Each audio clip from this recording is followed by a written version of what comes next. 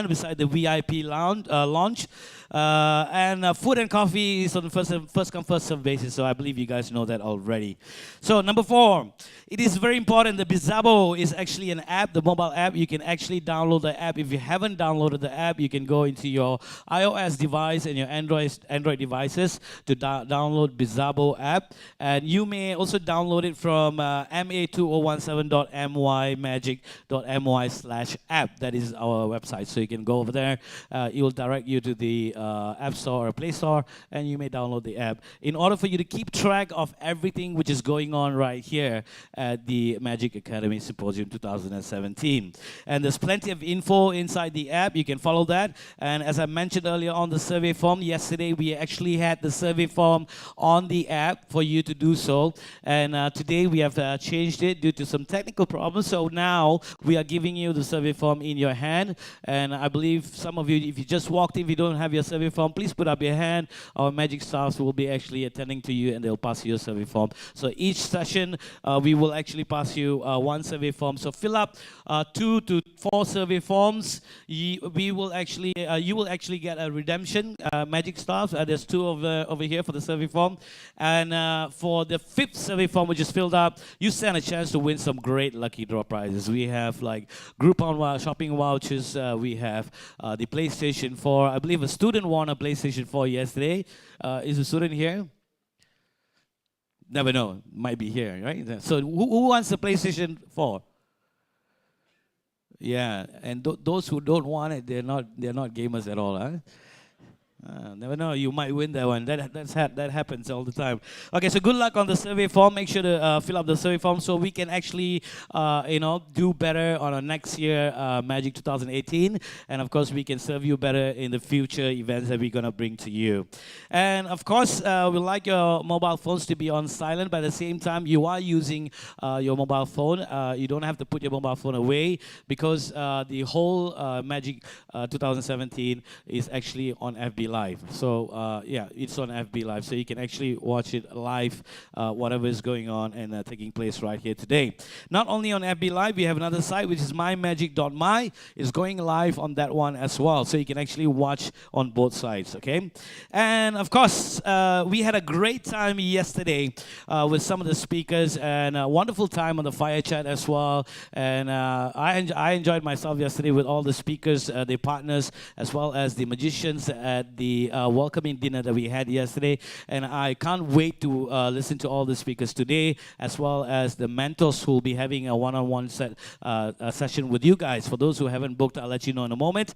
And of course, speaking of the mentors, they are also generously given their time to be here, and of course on a few days. So make sure to take advantage of this. You can book your slots. Should you wish to register for a mentoring session, please do so at the counter next to the registration table. Okay, a one-on-one session with your mentor will be available. Today we have 23 mentors who will be actually opening the opportunity for you to meet them personally, and you can ask any questions that you want to in order to succeed into your entrepreneurship. Okay, and of course we'll be also running a masterclass and talks, and for those throughout this couple of days, for those who are interested, that masterclass and talk sessions are pre-selected during your registration. So those who have not selected your session, you will have to be on the waiting list to join the session.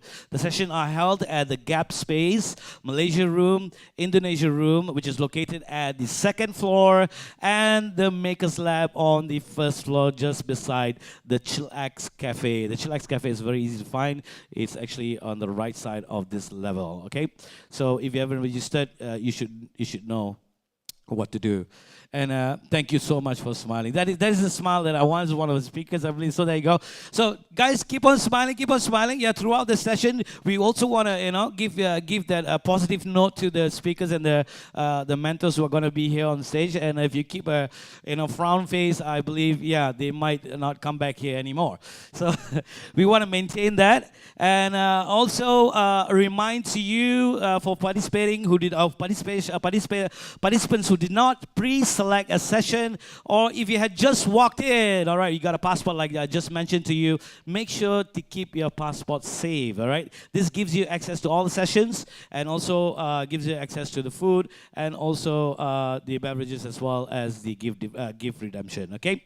All right, so there was plenty announced just now. Just in case if you didn't get any of it, all you have to do is just come look for me, or you can always look for all of our magicians who are wearing the Magic 2017 gray t-shirt, like that gentleman over there. All right, so, okay. All right. We're running out of time right here. Ladies and gentlemen, this is going to be the Fireside chat, and it's going to be with Bront Palarae, the CEO of Pixelplay, and will be moderated by Freda Liu. Let me give a little bit about the moderator right here. Freda Liu, who is the producer, presenter for the Enterprise Show, which airs Mondays to Fridays on BFM 89.9. Yes. She smiles 24 hours, 365 days.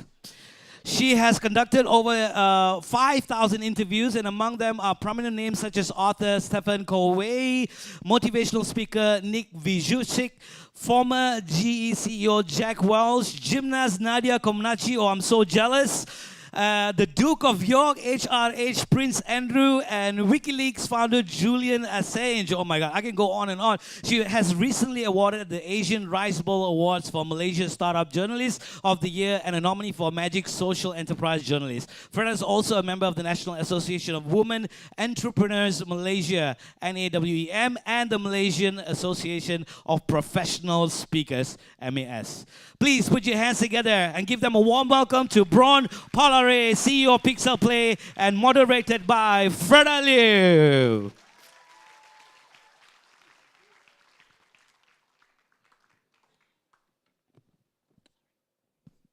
Good morning.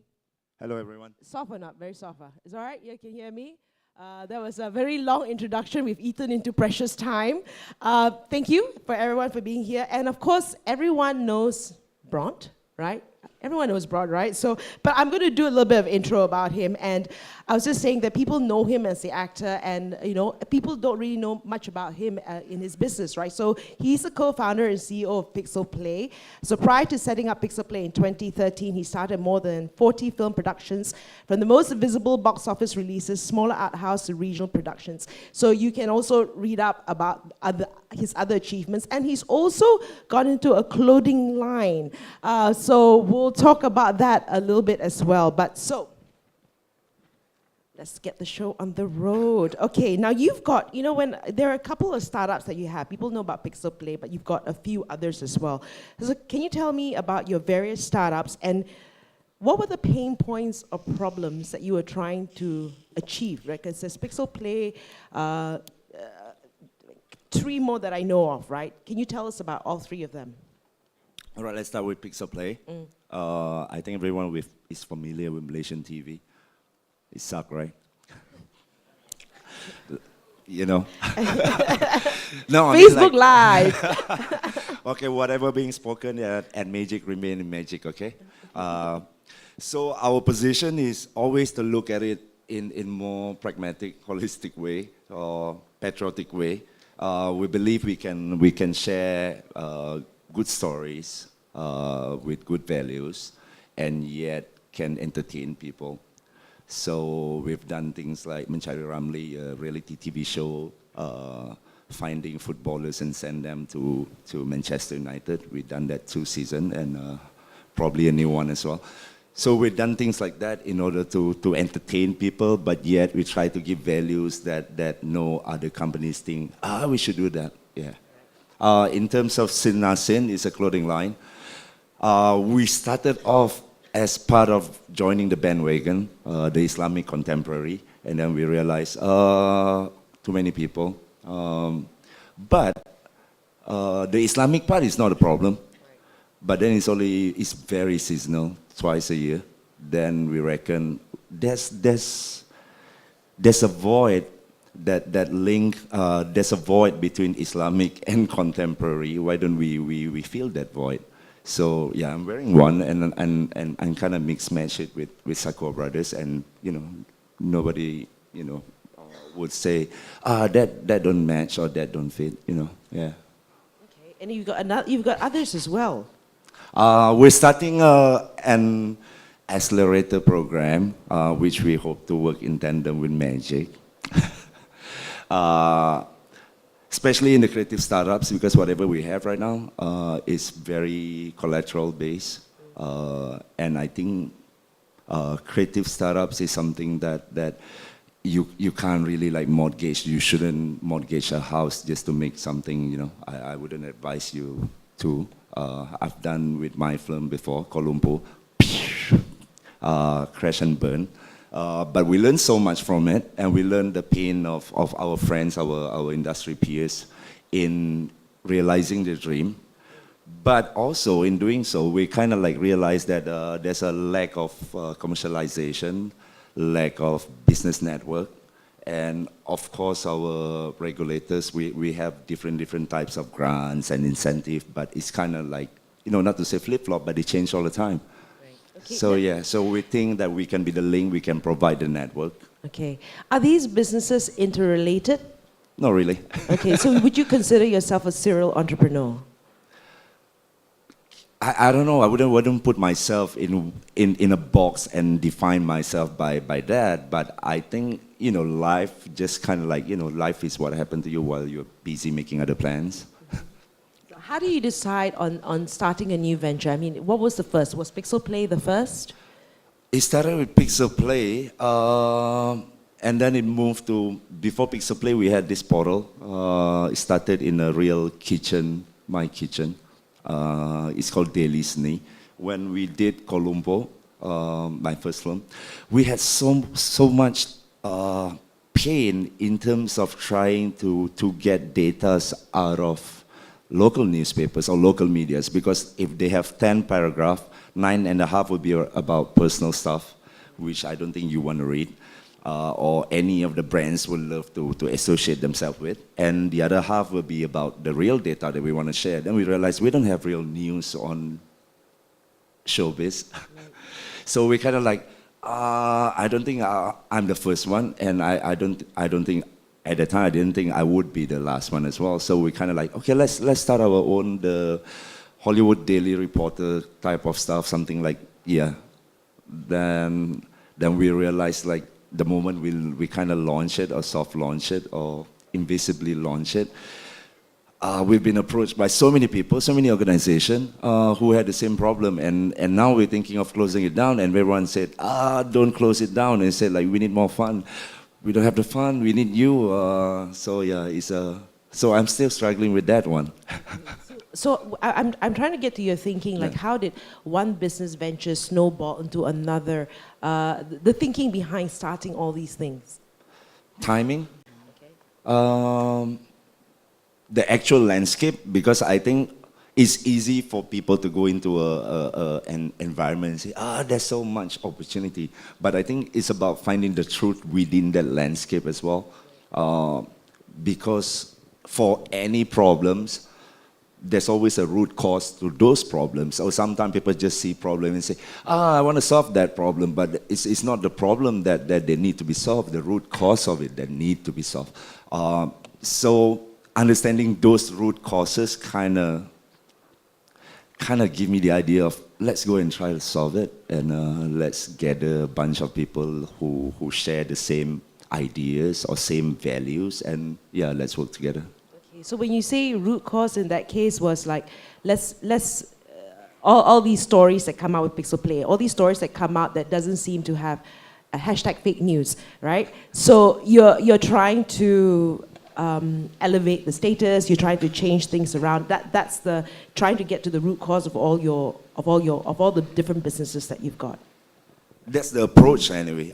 That's the approach that whenever we encounter a proposition, whether it's situation, whether it's an idea, whether it's an offer, that's how we look at it. Like the offers that we have to turn down because we think it's not the right one, not because of the money, it's because of but life is like that. Whenever you don't want to do something, people just come in like, well, you want to do this? you want to do this, you want to do this, and you know that's not the right thing. I mean, like, it would be easy to grab the money and go away, laugh all the way to the bank, but especially in media, I think we have to be fiscally responsible as well. So most of the time, people crash and burn, especially in media, because of that. Which is also very difficult, right? Because you say it's easy to take the money. Can you share an example without mentioning names, obviously, but like what was proposed to you and why did you have to decline it, despite the money? People say, I'll buy your setup and change it into gossip. Let's change the whole thing, and you just be a sleeping partner. We just want to ride on your fan base, which is a niche fan base but loyal one. Maybe because they want to flex their muscle and try to tap into influencers or bunch of influencers, which is part of our network. Right. So we know that people can come in and leverage on it, but we don't want that to happen. It's like, whenever we go, I've been to Cradle once, and they say, maybe you should change your business model. Maybe you should change your values. Why don't you do stuff that people read? So I didn't get the money, of course, but my answer was this. My answer was, if I were going to sell the darkest secret of my friend, I'd make more millions than the rest of the news portal. But is that the right kind of thing to do in this country at this point of time? It's very convenient. I mean, like, dark secrets of the A-listers of Malaysian celebrities but, just because it's convenient doesn't mean I should do it. You were walking in here just now, and I was saying that the Pixel Play, do people know that you're behind it? Do people know you as an actor? And you said that people actually overseas, that seems to be the focus first, and then people will recognize you. Tell us about that, what you've done overseas. Well, normally, there's a common, I think it's a common thread among all sectors, verticals. We always believe our idea is the greatest one. Otherwise, none of us would have been here, yeah? We always think like, we got the greatest idea. But I always subscribe to this thing. If you throw your idea into the deep ocean, if it floats, yeah, it's a good one. So what we do overseas, we develop like loads of ideas, and we just throw it in the deep ocean. Film forums, project market, things like that. So those that float, we kind of like, all right. So those are the things that we should develop further. The rest, as much as we love it, no matter how much we like it, it's not quite there yet. Okay. I know one of the things that startups and all organizations have a challenge with is talent. How do you go about assembling the right kind of people to work for you? Coming from film background, I'm not quite sure about other segments or other sectors, but we work with egoistical people, megalomaniacs of sorts. So, and I love the idea of working with great people, perfectionists, and we just play the big brother of, no, it's okay. Here it's okay, you don't have to push further. Because it's much easier to ease people down than to really push people. I kind of find that way. So I rather work with people who are anal with their work and try to manage their expectation rather than so people and try to sell the ideas to them like, no, this is great, let's do it. This is not only for us, it's for you as well. It doesn't work. So you want to bring people who are already motivated, already inspired in their own way. Yeah, but it comes with a whole lot of other baggages, of course. But then that's the fun part. And we in movie business, we deal with that kind of people all the time. The higher you go up, the worse it gets. Yeah. Okay. So you've got various businesses, right? How do you prioritize what's more important? How do you prioritize? Yeah. Most of the time, we kind of plan ahead in terms of problems. Most of the time, we just wing it off the cuff, but with a set of framework that we already have. So it's just about finding solution within those frameworks. It's not like suddenly things happen off tangent that require, rocket science or things like that. It's just like, off tangent of your plan, but it's still within your framework. So it's just a matter of finding what work or the actual truth of the problem. Like I said, I kind of, with age, I think it comes with age. There's always the truth to the problem rather than the face value of the problem. So trying to find and understand that truth of the problem, then only we can solve it. Right. Well, do you have any business mentors? Coming from an acting background and going into business, right? It's a different ball game, right? Do you have any mentors? Every time I approach someone to be my mentor, they say, no, lies, okay, we bro. So no. Okay. But I have people that I can pick up a phone and make a phone call and say, Abang, can I have your advice or your assessment on this? Yeah. Okay, so it's not yes, 10 minutes left. Okay, all right. Round two. So it is. So looking for these business mentors, so you actually seek out some, and there's some people that you go up to and just have a chat and everything, and these are people in business as well. Yeah. Okay. Who do you see as competition in what you do? Does it bother you?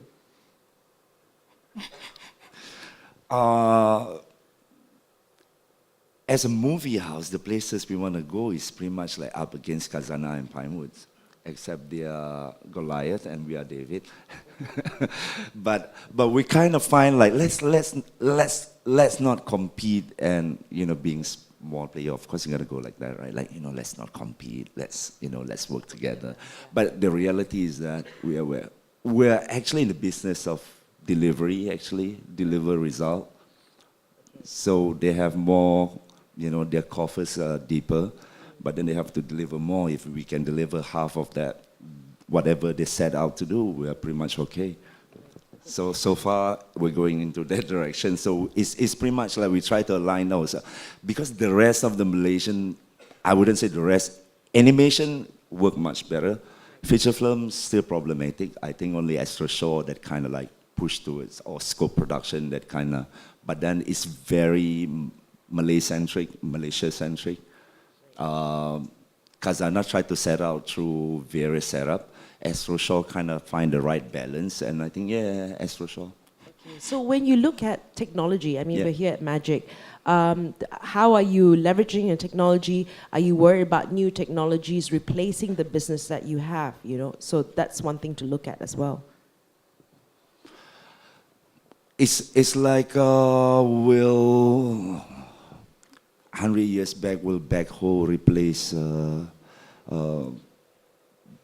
construction industry? No, they are just tools, and I think people find who can tap into the tools better, find better use of the tools will be an advantage rather than be scared of those tools, because at the end of the day, it's man behind the machine. It's not really the machine.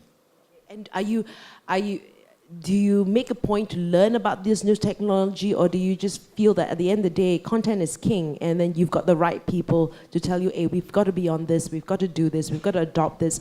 Is that your approach? I'm turning 40 next year, which is still young, but I think I'm adopting Jack Ma's, adage, I would say. You invest in the young.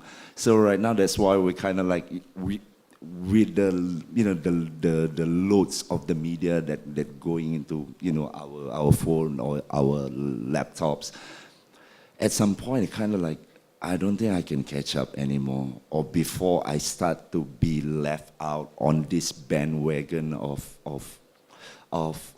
the innovation technological trajectory. Might as well let's admit that. Let's be all very fast and invest in the young people. All very fast invest, yeah. When you say invest, right, we're not talking financial investments. When you say invest, what do you mean by investing? In the potential, in the belief. Growing up, I never been the best in any, whatever I do. Even up until now, I get all those kind of opportunities because of consistency. It's not like you're the best, you're the best. No, no, no, no. You have to be okay, good, consistently. And I think consistency is the key. So it's okay to be a B plus student. You don't have to be like, 4 flat, but then, 3 years later, you flat on your face. There's no point in that. So consistently coming up with okay ideas, people like that, consistently delivering, people like that. Because people will learn, consistently learning. So people will grow, people will learn. Consistency is the toughest part of life. And I think it's in everything that we do, consistency.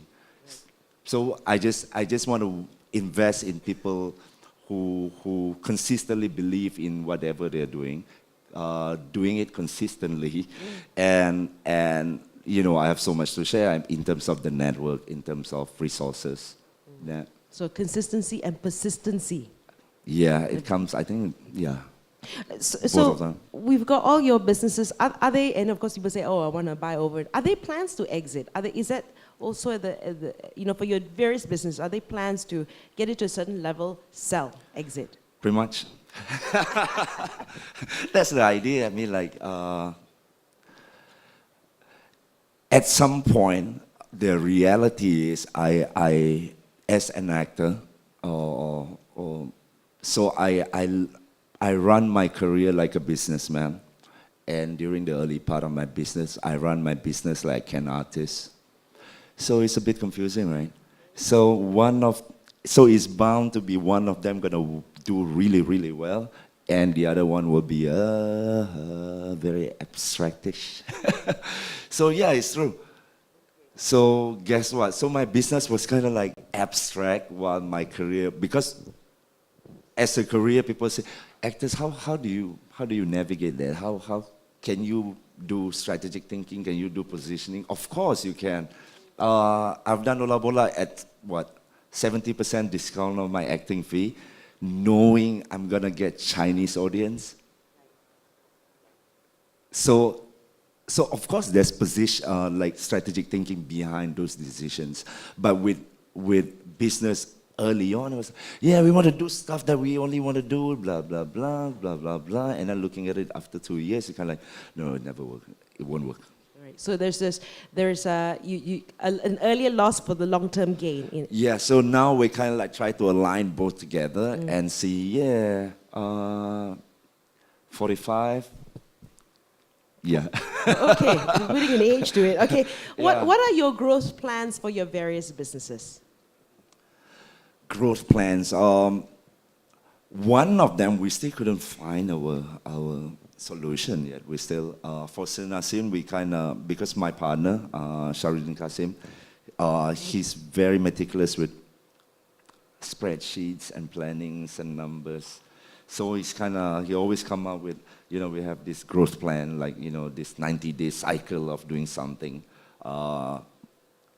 So that's how I tap into the knowledge of, let's push this into a campaign, and let's see for 3 months and observe this and see the numbers.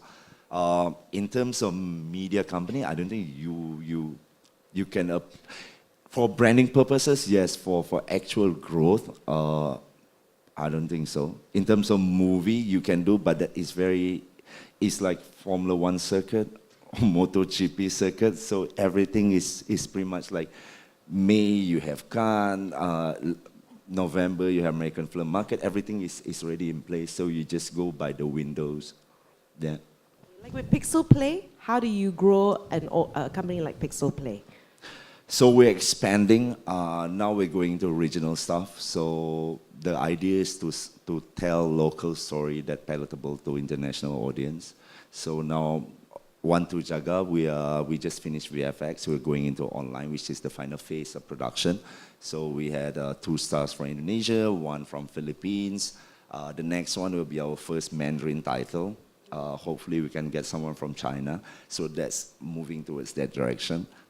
So yeah, so we're trying to operate in Malaysia, based in Malaysia, but make stories for the world rather than let's tell stories to our people. I don't think that works. It's like putting all eggs into one basket. What happened when that basket doesn't work? So yeah.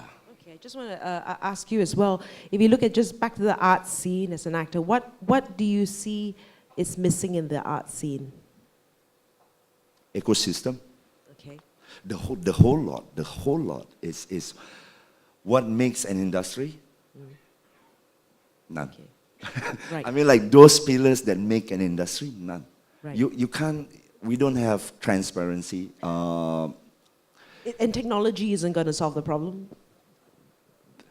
Well, but it's pretty much. I'm not saying it's a cartel, but will someone who make millions every year or tons of money every year, which 2-3 big companies will allow that to happen? That's not a matter. You can introduce, but then you have to go through the, it very much depends on the political will as well, rather than merely an industry point. So, but we try we kind of think that we have that solution. We kind of think we can create that sort of transparency, a sort of an illusion of transparency at a starting point to disrupt the whole industry. So you need something that can say, okay, we can allow you to come in, so you'll be part of this process, but then on the other hand, because they are part of that process, let's say this is part of the accelerators that we're trying to do. Imagine scriptwriters. If you send your script to a TV station, this happened before. I won't pinpoint to any setup. This happened before, numerous times, countless. You send your script and the TV station say, no, it's not a good idea. Yeah, thank you very much. 8 months down the line, say, I think that's my show. So what? If you complain, that's it, man. Your career ends there. So how? So we think we can provide those solutions. Tang, round 3. 1 minute left. Okay. Yeah. Okay, and I think maybe where I guess with technology and us being able to control some of the technology, we are able to now take back some of the control. I mean, I think gone are days almost when we have to give the script to a TV station, when we can now develop our own things. Now we're gonna go into Q&A. I believe there's some questions you can post on Facebook and all that, and I'll be able to read that over WhatsApp. Also, we're gonna have a preview of his latest. We want to talk about it. Yeah, this is. People always say that you can't do movies on the finance industry or sectors. So there was big. I think some of you guys might have heard about the Guthrie Dawn raid. So I'm attempting a movie adaptation of that event. It was in 1981 where PNB took over Guthrie. So everywhere we went, they kind of like, no, that can't be a movie, no way. So this is our dream. So this is a special gift to all of you who are here today. Please. The Wolf of Wall Street Malaysia version.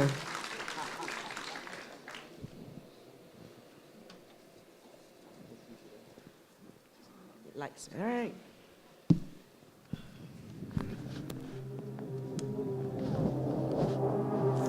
Peter Sutcliffe, the Yorkshire Ripper, who was today sentenced to life imprisonment for the murder of 13 women. On behalf of all Americans, I welcome you and your family to the United States. This first London Marathon, even before it started, is surely all is on from the violent disturbances on the streets of London, which shocked. You cannot be serious! That ball is on the line! I, Charles Philip Arthur Jordan, take the Diana Front. World's first 24-hour stereo video music channel.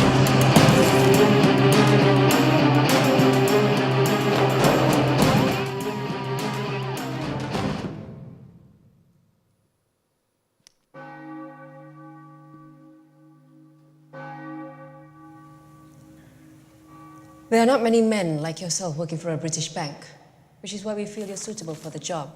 What if I turn down this offer? Then you can forget about calling yourself a Malaysian. Ever again. Who do I have to kill?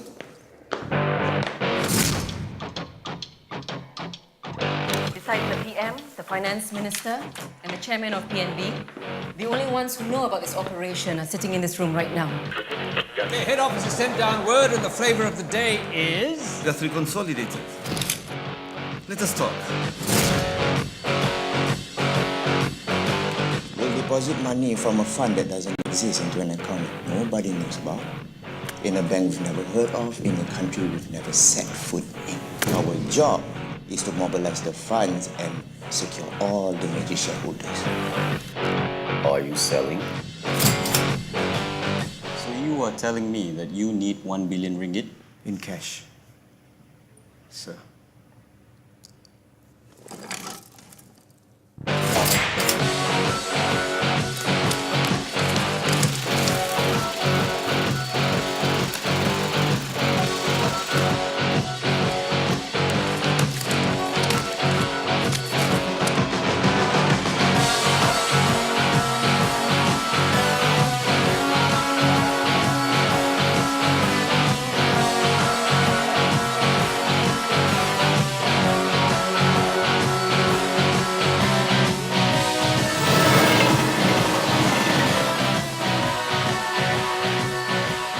With so much money we're carrying around Europe, do you know how many rules we will break?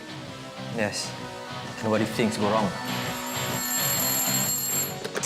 Khalid, well, I haven't heard from Tan Sri. Well, I don't have the answer right now.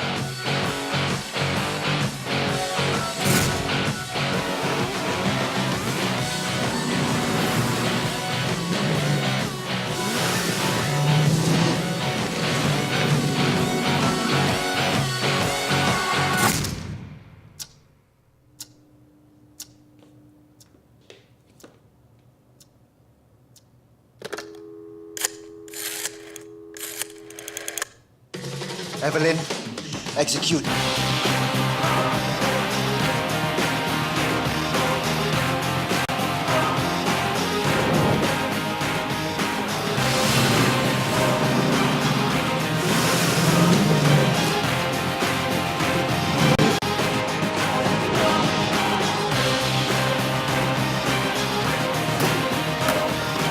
All right! In it for me, you bastards! Go, go, go!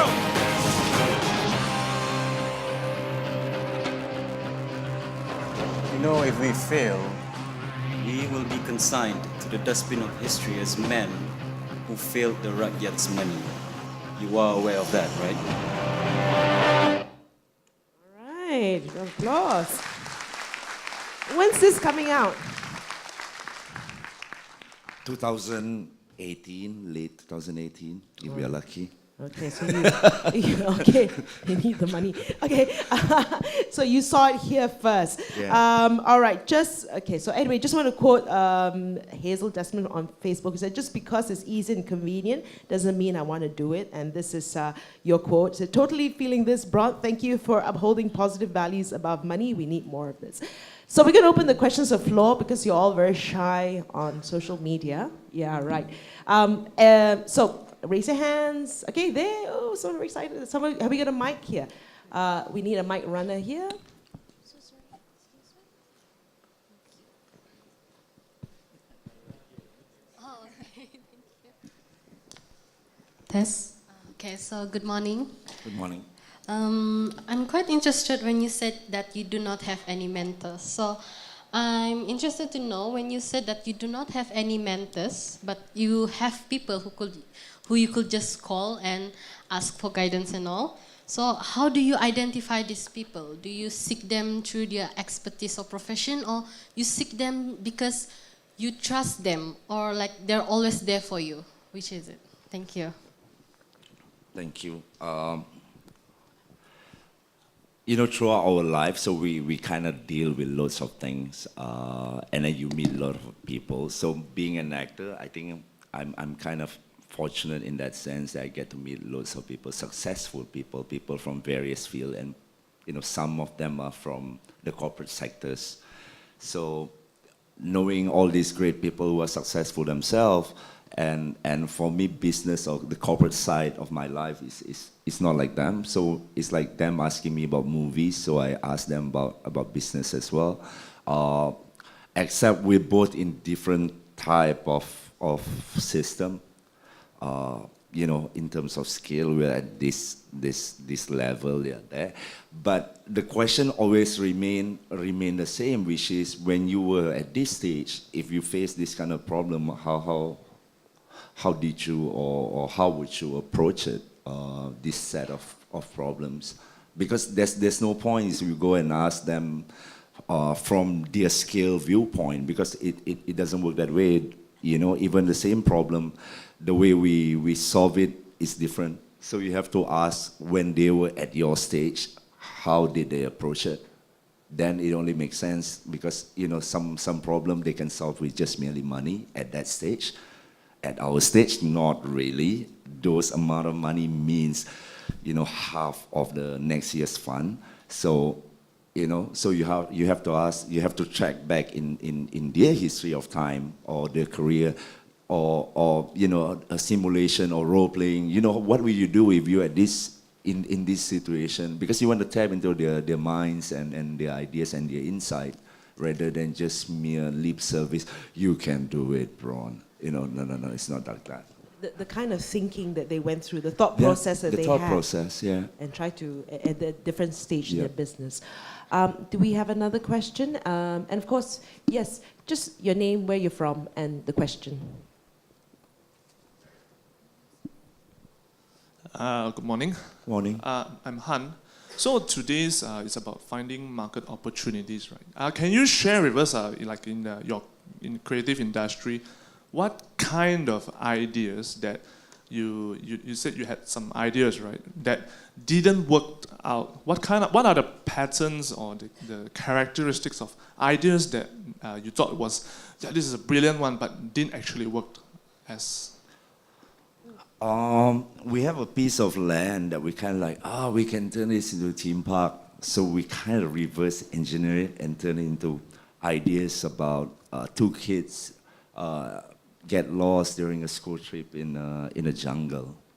So we kind of like, we can turn it into theme park, like a tropical sort of theme park where we can let kids and come do stuff, activities. So, you know, we kind of reverse it from the kind of money we want to make and turn it into a movie as a nucleus of it. And then we put all together into a deck, and we went to, I think it was American Film Market 4 years ago. And because at that time we didn't have any sort of ideas of who would play it, or so it's supposed to be kids' adventure. So I asked a friend of mine, Japanese, to come up with an illustration. So the poster was an illustration. So we went and fished around. So the first 2 days, everyone went like this. This is nice. So it's an animation, yeah? No, it's a live action. Sorry. And you go, oh my God. Oh my God. So how, because we have no experience in animation, that's when we realize ideas can be interesting, but if you package it in different way, it can give you different ideas. And then after 2 days of getting no's and no's and no's, and you kind of like, let's try and pretend like it's animation. Let's just wing it. So by the third day, like, is this an animation? Yeah. So is it 2D and 3D? And me and my partner went, okay, now we have to decide it's 2D or 3D now. So the original market opportunity that you thought became something else. Yeah, it's always, I think it's the same with so many startups. So you set out to do one thing, and then when you throw it in the real environment, the environment itself will give you a sort of signals or cues of, okay, these are the things that you can do with that idea. Do you want to do it? If you want to do it, pursue it. If you have to go a bit off tangent, you have to spin it a bit. I never encountered like, this is how we do it, and it just went boom, really hard. It took so long for you to go down that road, and it takes a lot of resources because it got to do with time, which is reputation earned and things like that. So, you know, even big startup, they change business model because of that. Is you set out to do one thing, then you realize, okay, all the money are on this side of the business or this side of the sphere. So depends on you. If you set out by market oriented, you go like, okay, let's try something just to test the market. If the market responds this way, then we just adapt to it, which is, you know, that's what normally happens in real life. Pivoting, that's the word, pivoting. But at the same time, right, and we'll open the, I've got a question, but at the same time, sometimes you feel that this is, it's like Steve Jobs with the smartphone. We didn't know we needed it, right? When do you know it's like, I just have to go through with this idea, come rain or shine, no matter what people say, because the people need it. It's like pinpointing something that, you know, it's like, you know, we're saying, you know, that's a solid iceberg without, you know, acknowledging the amount of depth of, you know, work, groundwork, solid work, which means the arguments that they had in the lab, the kind of things that being thrown around in the labs before that smartphone being presented during the launch day. So for me, it takes a lot of it's not the idea, it's about how we come to terms with the final ideas. That's the most important thing. And I think that's pretty much happened in Apple because they discarded a lot of product leading up to that. It's just like streamline, let's pull in resources and come up with the best design. I wouldn't say come out with the best technology because I think smartphone wasn't really introduced by, you know, by Mac, by Apple, but they somehow realized that's the way to go and they just went with it. And I think in life, if you ask for people, do you want this? They won't. They don't even know what they want. It's branding and marketing it and positioning it that people need it. Yeah, creating an illusion that you will be cooler if you have this. I know we have 1 minute less actually, but one more question. One more question. Okay, there, I saw him first. I'm so sorry, I saw him first. Okay. If you were to go back in time to your 20s, what would you do differently? I went to business school. And I come back to media via it. I think it took me so long to understand I think creative people, they can come from any background, you know. So even film business, if you look at Hollywood, people come from NASA, people come from various backgrounds. With age, I kind of find I love economics. So if I can turn back time, I would enroll into, I don't know, MBA, economy, you know, things like that, finance. Right. I'm getting the evil eye from the organizers to wrap this up. But I think, you know, dulu tak ada magic kan, right? Yeah. So now you've got an opportunity here to get started. Thank you so much, Bront, for sharing your story. Thank you, everyone. Thank you.